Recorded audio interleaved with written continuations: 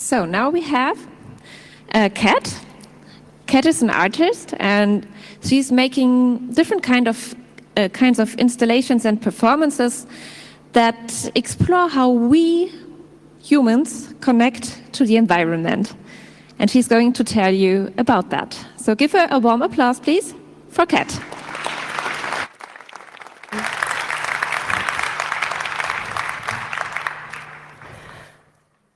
Good. Hello, everybody. Thank you very much for the introduction, Kata. Thank you for coming to see my talk, and hello to the people online. Thank you for tuning in online. So I'm going to be talking to you today about the approaches that I have been developing, or some of them that I've been developing, to explore the connection between ourselves and the environment. I'll be discussing installations, as Kata said, that work on the body to create an emotional response in humans to non-humans. And I'll be talking about workshops and performances where participants use techniques drawn from lots of different disciplines to investigate sort of different aspects of what we might consider outside world.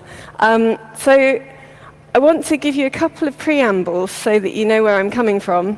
And one of those is that I'm going to be talking a lot about, ourselves and the environment, because that's what all my work's about. But I want to be quite clear on the fact that actually the work is interrogating those boundaries that we sort of consider there to be between ourselves and the environment. And so we have these conceptions of boundaries that are partially conceptual, partially real. So for instance, we've got the skin, and so the skin on one scale, if I tip water on my skin, I see the water mostly sort of wash off. But on a microbial or a molecular scale, actually my skin is very, very permeable, and it's letting in and out things that are and aren't what I consider to be myself all the time, right? And so then my body is actually really quite a lot in constant flux. And so that kind of exploration of the diffuseness of the boundaries between the self and other are actually fundamental to the work that I do. And so when I talk about, myself and the environment, excuse the hateful air quotes, actually what I'm talking about is those things with very, very permeable boundaries that are constantly being redefined. And that's why the subtitle for the talk is Multiple Knowledges and Redefinition of the Self, because that's what I'm exploring with all this work. So, gonna try and skip the slides on. I've had a bit of a computer malfunction. There we go. Let's just do it this way.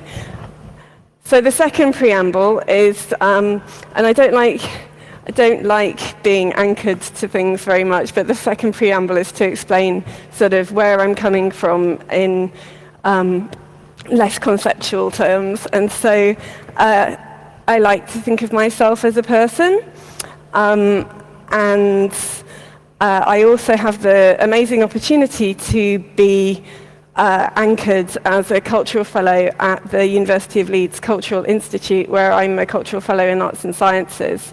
I'm also have been, for this year, the artist in the Arctic for the Friends of Scott Polar Research Institute at the University of Cambridge, Bonhams and One Ocean Expeditions, who sent me into the Arctic this year, and I'm going to be talking about that a little bit later. And I have a long-term residency at the Department of Chemistry in University College London, and I lecture, and I'm going to be talking about one of the projects that I work on with my students. I lecture at the Bachelor's in Arts and Sciences at University College London as well. And so one of the reasons that it's important to tell you about all of these anchors is because a lot of the work that I do is facilitated by or funded by some of these institutions. And the people that I work with at these institutions are hugely instrumental in shaping the work that I do. So props to them, they're awesome.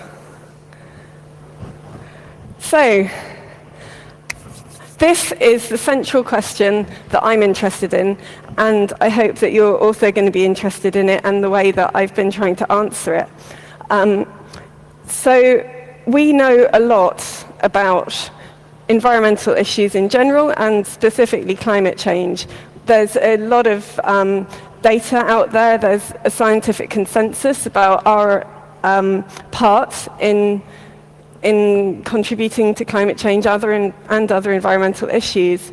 And yet, in every scale, from individual through to global governance, we are not making significant inroads into tackling these problems. And I know that sounds terribly judgmental, but really, like, it's about time we did something, don't we think? So I was wondering, like, is there something else that we need to know to galvanize ourselves into action?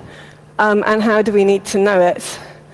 And this is a personal question for me as well, right? Because I've been working on environmental problems in one capacity or another for my whole career.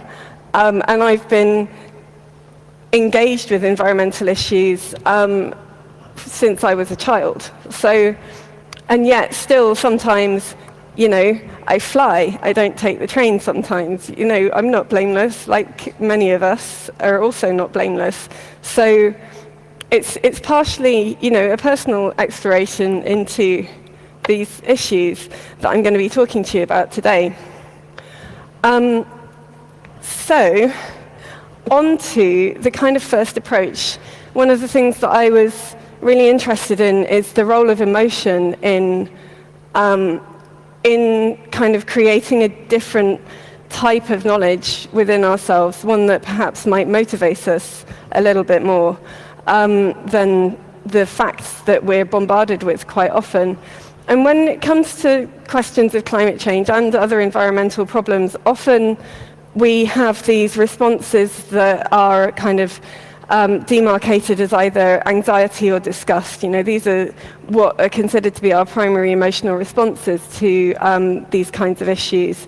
And I was wondering, is there a way to create a more sympathetic and a more sophisticated environmental relationship with the environment? And so one of the kind of concepts that really underpins this work is this idea of touching the other. And as you can see, there's been a lot written on it, and this is a fantastic quote from Karen Barad, which is to say, what if it is only in the encounter with the inhuman, the liminality of no-thingness in all its liveliness, its conditions of impossibility, that we can truly confront our inhumanity, that is, our actions lacking compassion. So I thought, maybe if we want to foster a bit more compassion for the environment, maybe I should try touching the inhuman or the non-human in the case of the work that I'm going to be telling you about now. And so I want to tell you about the coral empathy device, which is my attempt to touch the non-human that is coral. The coral empathy device is an immersive installation. As you can see, it's worn over the heads. And the aim of it is to indeed engender empathy with coral in the marine environment. It's not aiming to replicate the conditions of coral in the marine environment. What it's trying to do is to look at specifically anthropogenic consequences for coral, and then to create an environment for humans that should engender a similar type of response without anthropomorphizing coral or ascribing to it emotions that are human in any way. So I'm going to tell you more about the coral empathy device shortly, but first I want to show you this video, which I think should because it's something that you have to experience, and generally it should be in an embodied way, but you're sitting in a lecture hall and we don't have it here, so this is the best proxy that I hope will clarify with a bit of context.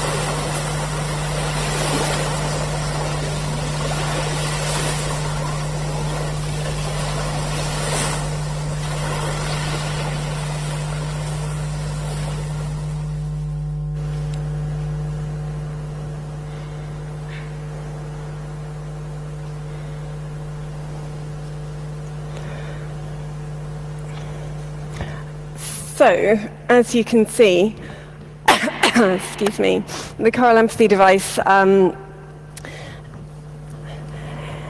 takes you into this kind of environment where you're surrounded by sound, and you're also surrounded by smells and vibrations, and that's what you experience when you put the helmet on. And I'll talk a tiny bit about that in a little minute, but I just wanted to clarify sort of why coral, right? Why did I pick coral for this? And actually, so, well, coral, for a start, is an icon of our environmental impact. You know, this year was the second year in a row where there was a significant bleaching event on the Great Barrier Reef. And without sort of time in between these bleaching events, the reef doesn't have an ability to recover itself, and so you get a kind of increased complete death of the coral reef. And that's happening partially because of climate change and warming, but it's also happening because of acidification and plastic pollution in the environment. And so it's in this kind of beauty that it has, and precariousness, it's this fantastic kind of, I don't want to use the word fantastic because it's too happy, it's this very powerful icon of anthropogenic impacts on the environment. We also have a huge amount of kind of literature about coral and its meaning to us.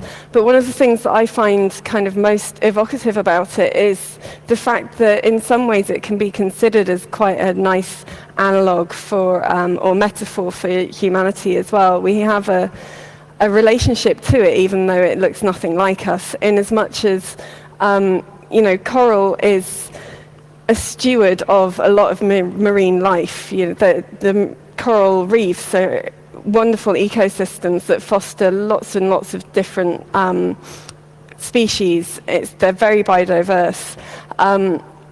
And just like we're stewards of our environment, you can consider that coral is a steward of its environment too. Similarly, we as humans are actually not just human cells. I'm sure you've all heard all of the statistics flying around about, how much of our body is also a microbiome full of bacteria and fungi all working together. And coral lives in symbiosis with algae in much the same way. And just as our microbiome can affect our decisions and our ability to digest and, lots of other things about keeping us alive and the way that we live, coral has this symbiotic relationship happening within it all the time as well. And, what that speaks to for me is a kind of reliance on the other that's actually, materially embodied, right?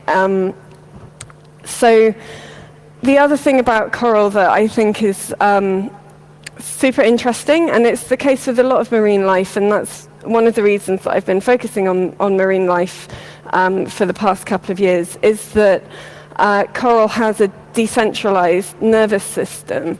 And I think that's quite interesting when we're thinking about kind of social structures for humans, because we have we work as an organism ourselves all together, and I think that kind of thinking about our own decentralization, moving away from thinking of ourselves as brains with a body that helps move the brain about, but also thinking more about us as individuals as part of a whole, is part of the kind of step change that really might be quite useful if we want to change our attitude towards living in the world, and then maybe, live in a more sympathetic way with the outside world, including other people in it and including non-human entities as well. So one of the reasons that I take away, so with the coral empathy device, as you saw in the video, it goes black when you put it on. You can't see anything when you put it on.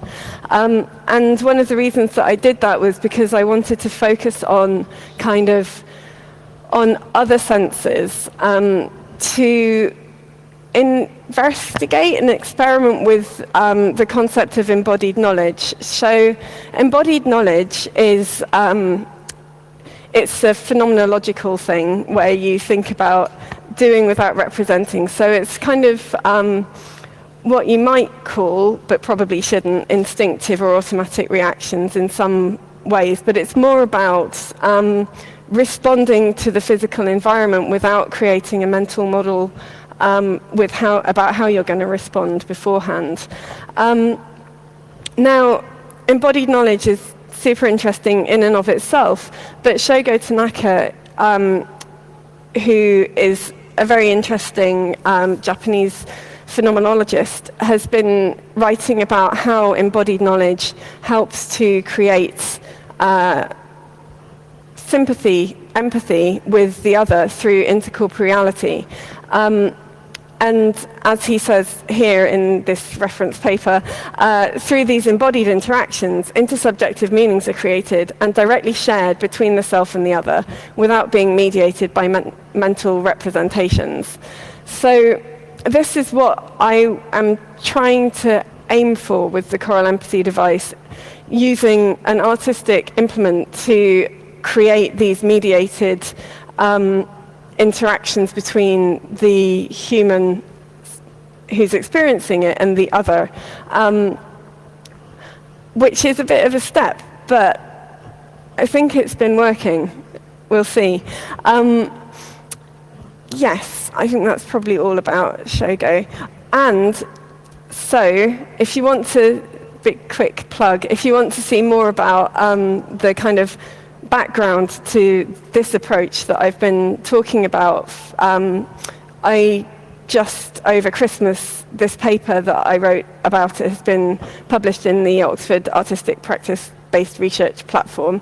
And this is looking at kind of a deeper look at the philosophy and a deeper look at embodied knowledge and validation of an approach that attempts essentially to create a way of communicating that is non-codified, so by which I mean not using language and not using the same kind of visual language that we often use, particularly when we're trying to communicate about environmental issues. So there have been other projects that try to create empathy with the natural world, and you're probably familiar with lots of them, and a lot of them rely on visual stimuli over other embodied stimuli.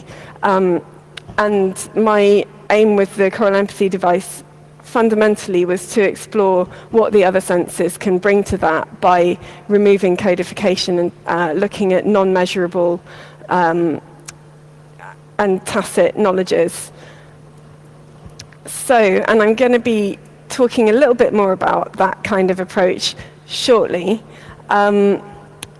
But first, I want to tell you a bit more about the kind of research that happened in the background to create this work, and how that feeds into another approach that I use. So the choral empathy device was initially conceived out of a workshop that was convened by Robertina Szebianic for Pixel Festival. It was called the Pixlo Deep Dive Underwater Interception, and as part of it, 4 of us got together to run this workshop, and we were looking at acoustic pollution and microplastic pollution. And so with the director of the Ur Institute, Gino Szucic, I created these, well, we started on the path to create DIY chemistry protocols that could be used to look at microplastics in the environment. So I don't know who's familiar with DIY science, but nobody's looking like they're wanting to jump about and say that they are. So DIY chemistry essentially is taking chemistry out of the lab and putting it into the public realm, where people can do certain types of chemistry using chemicals that you can get off the shelf or off the internet, rather than needing a sophisticated lab with lots of different licenses to do it. And so Gino and myself both have scientific training in way back. And so we decided to have a crack at seeing if we could extract microplastics and analyze them without the use of a sophisticated lab. So we started off trying to work on kelp, seaweed. It was a bit difficult because of the strength of the biological framework in the cells. So what we ended up doing was moving across to fish guts, and because fish guts are a lot easier to break down, and you get these larger identifiable particles that the fish have ingested. And so we set up Sushi Roulette, which is a project looking at microplastics in fish. And it's a multi-day workshop in which participants are invited to work with us to use household products that can be like peroxide for dyeing your hair, or drain cleaner, which has a hydroxide in it, to digest the fish guts and then filter and extract them, and then analyze the different size and try to use a column, a density column, to identify what kind of plastics those might be. And fundamental to this approach is that we do all of the DIY science. We compare it to using the chemicals that you need to get from a lab, and then we talk about the topic as a whole and the kind of sociocultural aspects of it. And then at the end of the workshop, we co-design with the participants a pop-up exhibition that's open to the public. And the documentation you see here is from a workshop that we did in Norway at ESNET conference in collaboration with Pixel Festival, and we used locally sourced Norwegian fish, and perhaps not surprisingly, but rather sadly, we found quite a lot of microplastics in the fish guts. But then, you know, like if you've been watching the news recently, that's not at all a surprise because it's in all our tap water anyway. So best to drink it out of? No, maybe not. Right, so, but this approach, this bringing DIY chemistry together with other disciplinary approaches and then adding in co-creation is something that I've been using also for another project that I want to tell you about, which is the other project mentioned in the abstract for this talk, which is Vital Flows. And Vital Flows is a kind of a two-parted project. And the topic of Vital Flows is food and our relationship to food. Now, all of the projects that I'm talking about here do, in fact, relate to climate change and the environment. You may not think that the food stuff does, but it really does, because food has a massive carbon footprint. Food provision has a massive carbon footprint, and it's an enormous factor in social inequalities and health.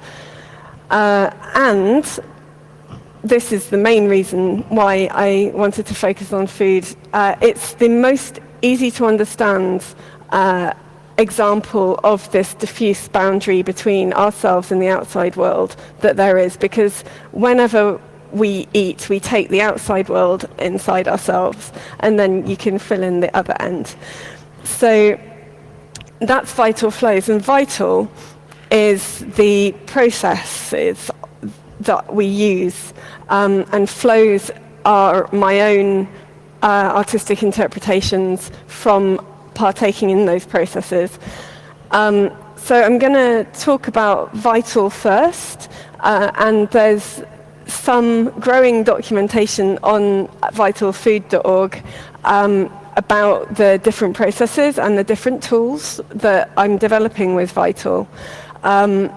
So if you're interested, like some of the stuff I'm going to be talking about is up there, and it's going to be updated more as time goes on. So I have been iterating on these processes through using them in collaboration with a community, two communities. So I turned this project into an undergraduate course at University College London for the Arts and Sciences Bachelors. And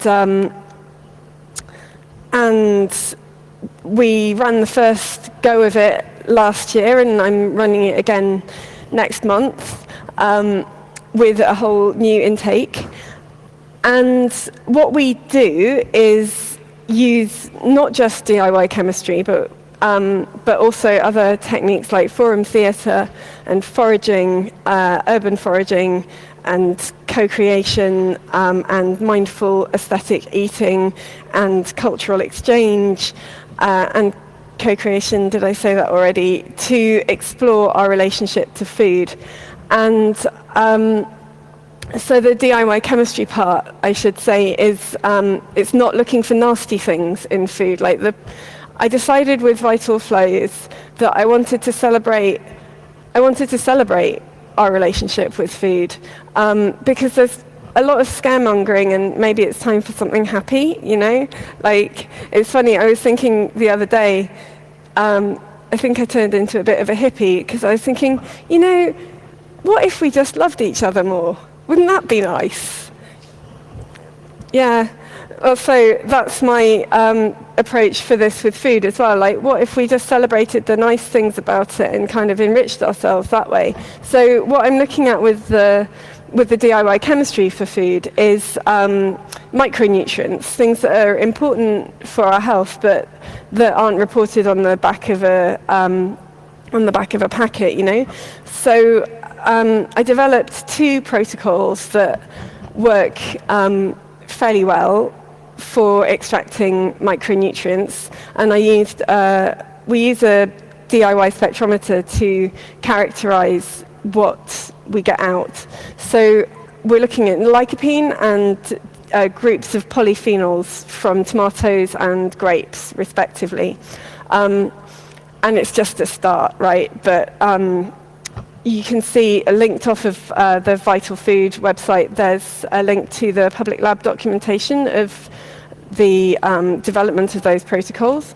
But essentially, we're using engine starter fluid and surgical spirit to do the extractions, and using a DIY spectrometer to analyze the results with Spectral Workbench. And there's a comparison between laboratory spectra using a UV-Vis machine in the UCL chemistry labs versus the DIY spectrometer, and it's a good start, I think.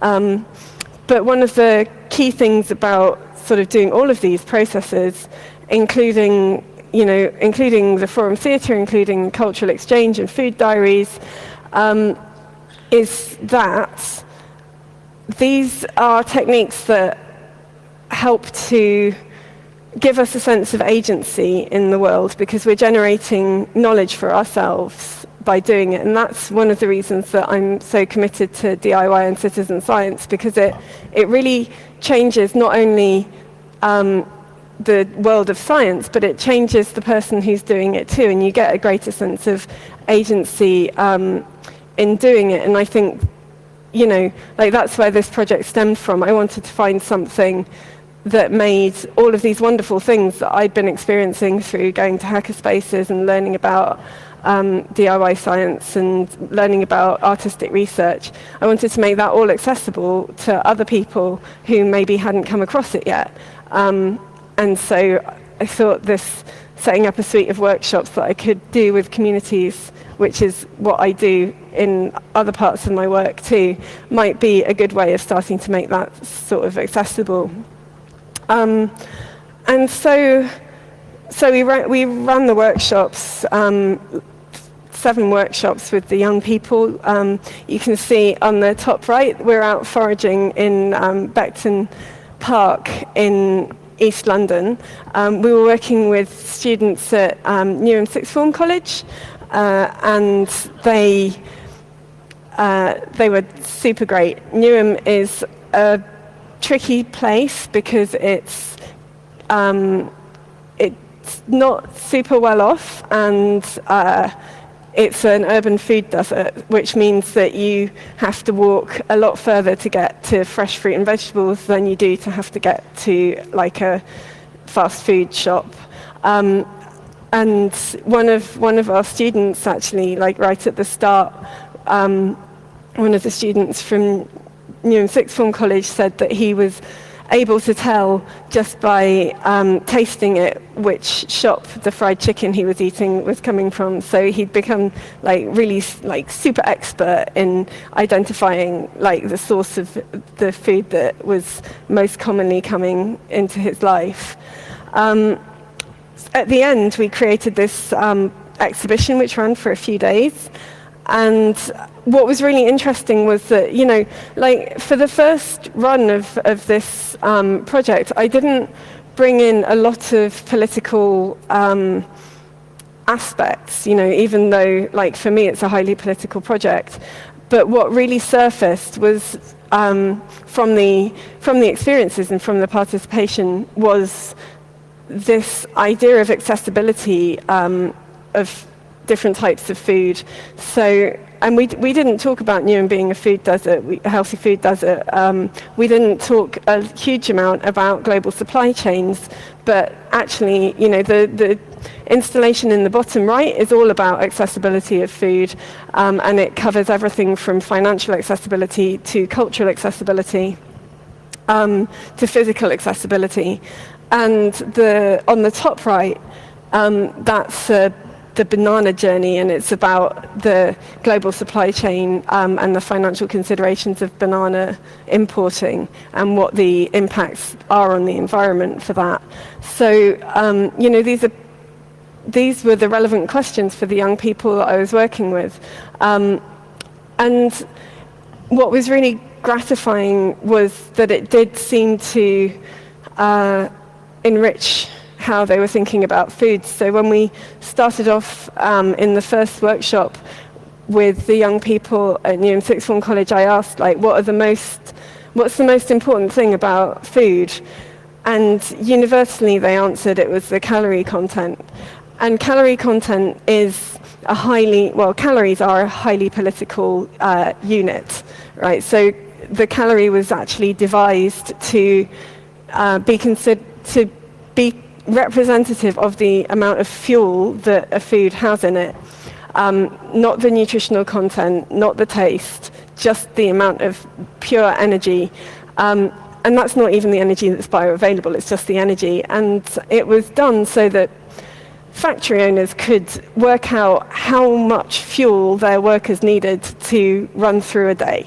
And that's the origin of the calorie, and it's not super representative of anything that's particularly useful for the person who's eating it.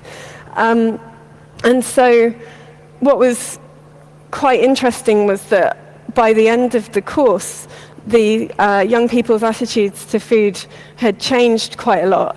And this is one of my favorite quotes from one of the participants, and I have a diversity of them that I can share with you if you're interested, and I'm putting them in a forthcoming paper. But this one I think is beautiful. I now connect with my food and experience it using my full senses.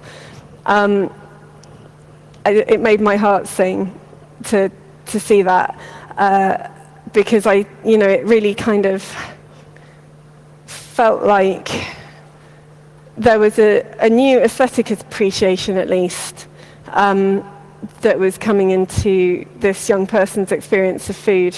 And that's what I was hoping for, really, was to, as I say, celebrate our relationship with food and understand it a bit better. And in so doing, understand what motivates our decisions about food. And then, we can make a better judgment on what we want to do when we're that informed. So that's, yes, right. And so the tools, this is just a useful slide for showing the tools. That's co-design on the left. We've got a dream food menu in the middle. Actually, the dream food menus were really interesting in looking at the dynamics between people, because we had groups groups of sort of 5 or 6 people, UCL undergraduates and NUVIC students together, and we had some that tried to imagine completely new recipes that synthesized everybody's likes, and some that were like, we're just going to have a menu that everyone can pick what they want off it, So but they all managed to find some sort of nice collaborative way of creating this dream menu to keep everybody happy.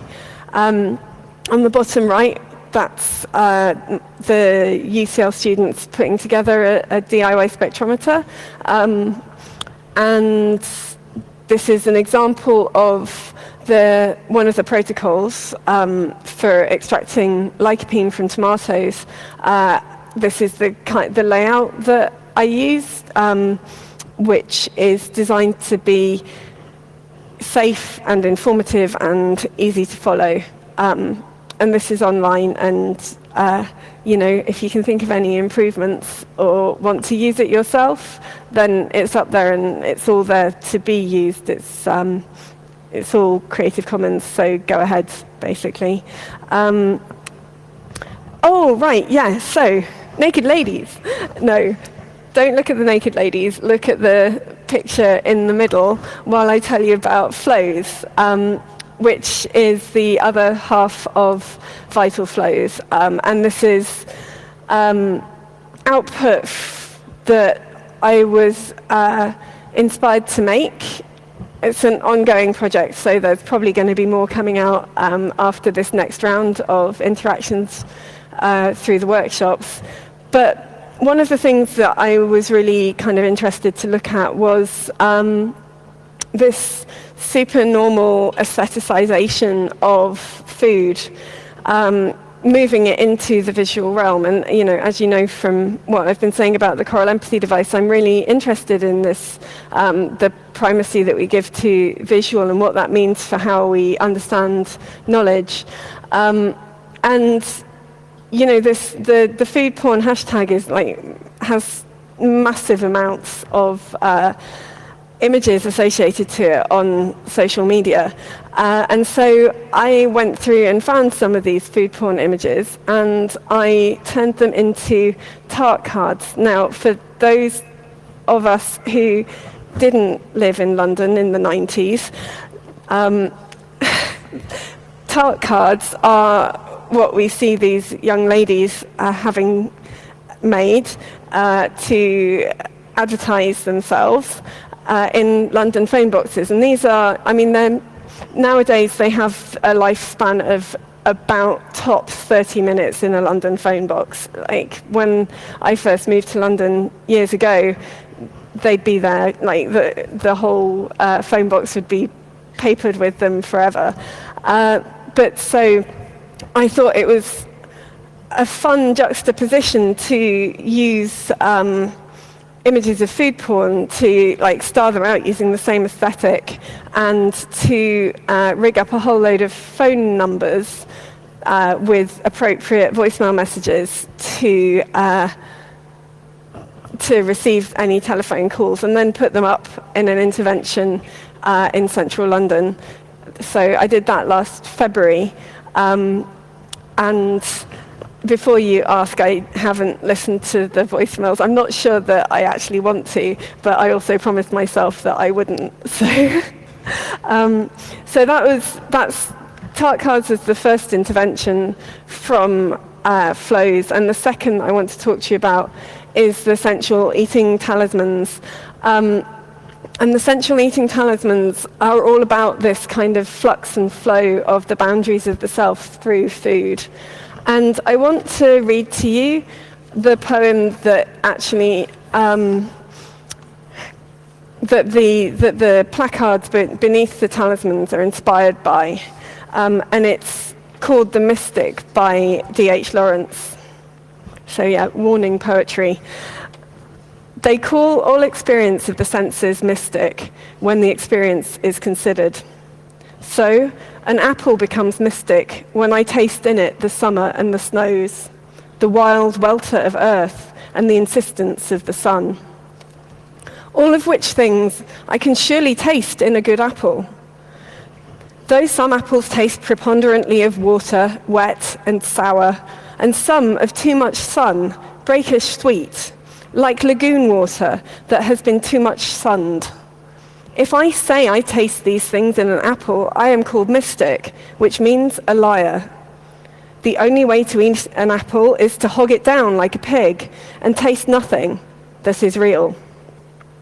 But if I eat an apple, I like to eat it with all of my senses awake. Hogging it down like a pig, I call the feeding of corpses. And I want to say thank you to Simon Barraclough, who is a poet friend of mine, who, when he saw the Central Eating Talismans, pointed me towards this poem, which I think, more adeptly than anything I can do, sums up actually what I'm aiming for with Vital Flows. So those are the talismans, and so there's a whole load of talismans. You take them with you and keep it with you, and when you eat, you use it as an icon to remind yourself of this process that you're engaging in, this kind of communing with the world that you're engaging in. Of course, we do it when we're breathing too, but if we thought about that all the time, we'd probably not get anything done.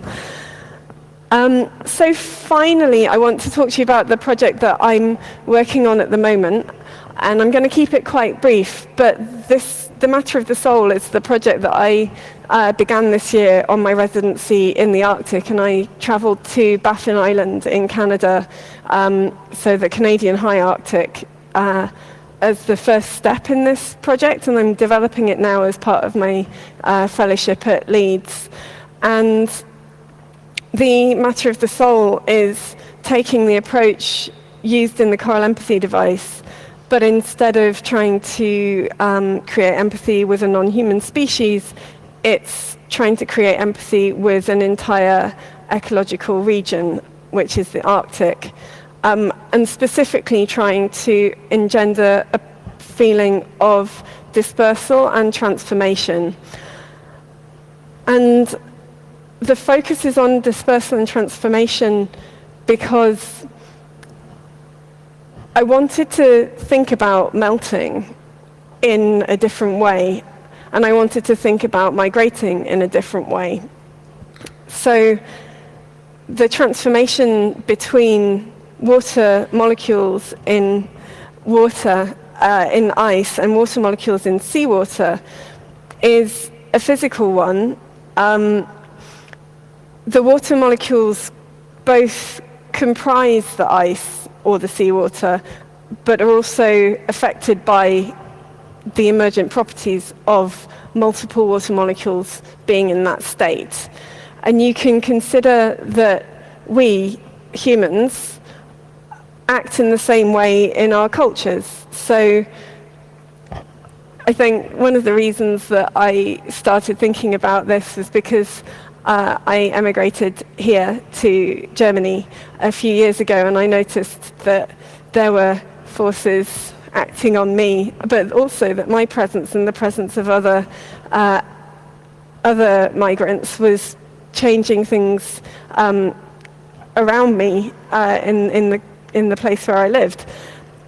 And you can think about water molecules doing the same thing. So, specifically, if you think about a water molecule in ice, it's kind of sitting quite tightly held, but it's still vibrating. But you move it into water, and it's got loads more motion. It's kind of dancing around a lot more. But it's also, if you're talking about ice in the Arctic and seawater, it's also surrounded by lots of other agents that are changing how it behaves too, because all of that sodium and chlorine floating about, all those ions are changing how it's behaving. So I wanted to think about these transitions without applying to them the sort of judgmental aspect that we normally give to effects of climate change. Because I think that maybe that's quite a useful thing when we start to think about climate change actually, and what our motivations are for doing things about it. I think it's bad, but why do I think it's bad? Well, I think it's bad mostly because in the end it's going to hurt human beings and irrevocably change the planet. And I think that, kind of bringing ourselves back into thinking about, like, why do we care about it, might be quite an interesting way forward. So not very finely crafted brain thoughts coming out at you, but that's because it's a work in progress. So the aim with it is to use a load of recordings that I made when I was in the Arctic to create music that will be played through a sculpture in the same way as the Coral Empathy device, but different. And so that's going to happen over the next year. I'm going to create it. The sounds that come out of, so I'm measuring, rather than making direct recordings of the water, I am measuring the acidity, the pH, and the salinity of the water, and then taking sounds from those measurements. So it's also a critique on the act of measurement as a way of engaging with the environment, which is something that, if you've watched carefully, is actually an undercurrent in my work that kind of shows through in the other projects too. So it's exploring that act of measurement as well, sonically. And the sounds come out of pH meters and conductivity meter that are hacked, which were initially hacked with the help of Simon Schaefer from Monoshop in Berlin. And I'm going to play you a quite quick video that gives you an idea of some of the raw sounds. So these are unedited sounds. Oh, no, hang on. There we go. Which I hope you're going to hear.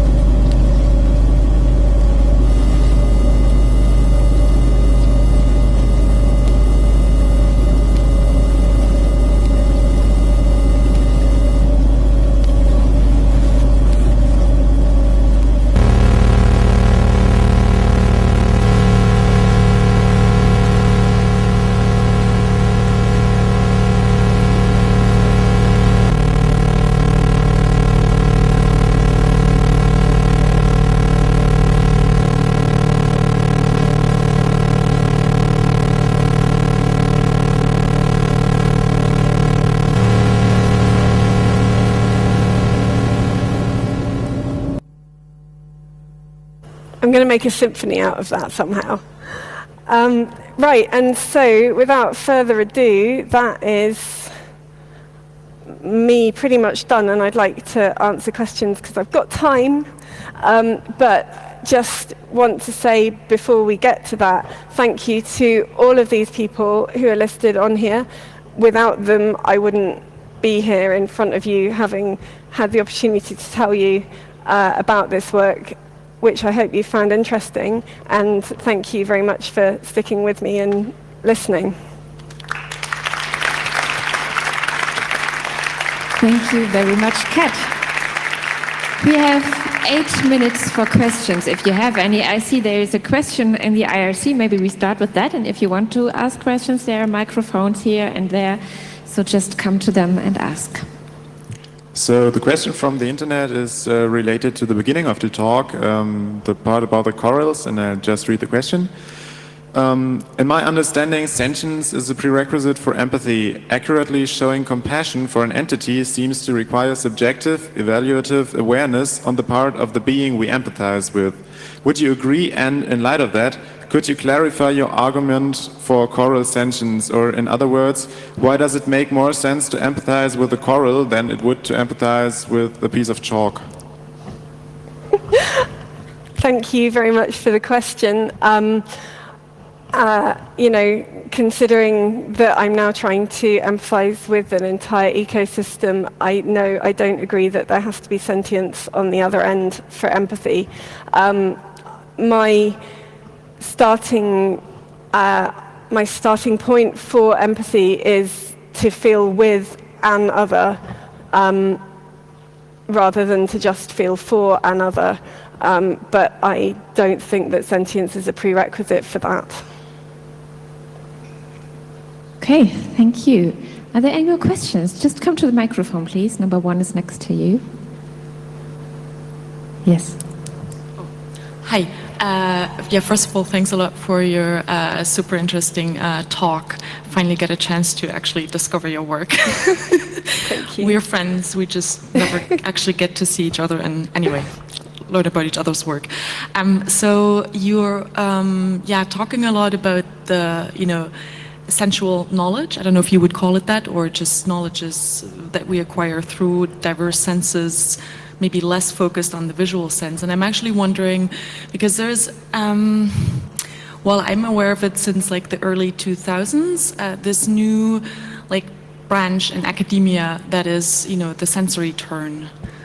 And, also going against, there's a certain school that is in Montreal going against visual, visualism. And I'm actually wondering how you relate to, it's a huge, right? It's a huge field, but I'm wondering how you see your work relating to that, and maybe taking a stand, or maybe you actually don't want to, be part of any of this movement at all. I'm just curious. I know it's a very large question, but maybe you could give us some insight into that. Thanks. Thank you for the question, Lauren. So I guess, I would say from the get-go that the works that I'm using to create empathy, or to try to engender empathy, are experiments rather than answers. So they're a form of questioning, and partially what I'm questioning is what the relation of these different senses has to our ability to know in different ways. And so, I guess what you're referring to kind of relates to all sorts of things, from the primacy of vision argument to different stratifications of knowledge and knowledge grids, which also relates to consciousness. But I think what I don't have a position on it, except that what I'm using as the basis for my experimentation is the work, the phenomenological work, looking at embodied knowledge, which is a multisensory approach. So I guess I'm playing with lots of senses and seeing both subjectively and hopefully in collaboration objectively what answers I can find through those experiments. With Vital, there's a real focus on multisensory experience of food, and there is evidence definitely that if you pair up taste with other senses, visual or auditory senses, it changes your taste perception, and that's one of the things that we explore in the workshops. And so,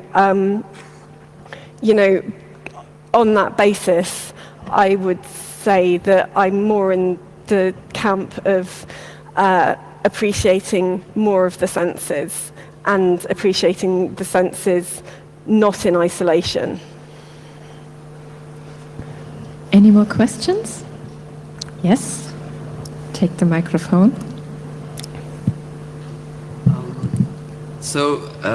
Thank you for your talk. There were parts of it that, the one particular part that I particularly resonated with me was the poetry. And it's interesting because with climate change, we're often, I think many people are intellectually able to engage with the topic, but the challenge is often going from thinking to feeling, which looks like something that you're interested in. And poetry often does that to me, as does music. Do you find that to reach different audiences, you've worked with music, you've worked with something that's more immersive and sensorial. Do you find that a particular medium works better, or is that what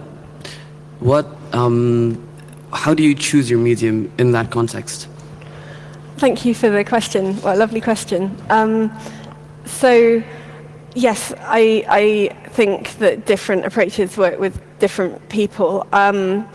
I don't think it's very easy to generalize what's going to work with whom, but the two approaches that I'm really aiming for are these embodied approaches and also experiential approaches, which are the workshops where we kind of explored multiple different modes of connecting with knowledge or generating knowledge.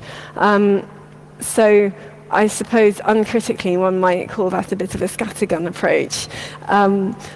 My hope is that what I do is a small contribution to lots of creative and non-creative outputs of people working to address this problem, and that I hope that people will self-select to engage with the things that touch them most in order to address it. Okay, we have 1 more minute, so one last question. Thank you for your talk. I was just trying to summarize what you were saying for myself, and I thought, okay, if I'm gonna try to tell what you're doing, I could also say it's some kind of education about climate change, and then I was wondering, what is actually the difference between an artistic intervention and education? So why is you use the umbrella of artistic here in this? I hope this question is not offensive. Not at all. You have every right to raise any question that you see fit to. No, it's interesting because, obviously, one of the projects happens within two educational environments, right?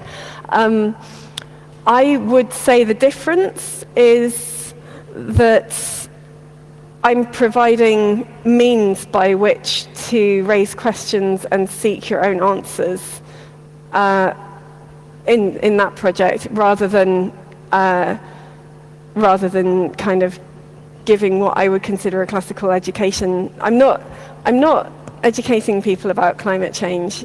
There's a lot of information about climate change, and it's all a lot clearer than what I'm doing, which with some of my projects is to try and work out how to create a more emotional engagement with it, and with others is to try and work out how investigating something for oneself changes the self. So, does that answer your question? Sort of. I don't know how to better answer it, so maybe we can have a chat about it afterwards instead. Okay, smashing. End on a high. Maybe art can be educating too. So yeah. Maybe. I'm not sure it's its primary aim, and it's certainly not my primary aim with this work either, but... Well, thank you very much for your talk. I really would like to enjoy a fresh apple with my full senses awake now. Perfect. Give a warm applause to Kat Austin. Thank you.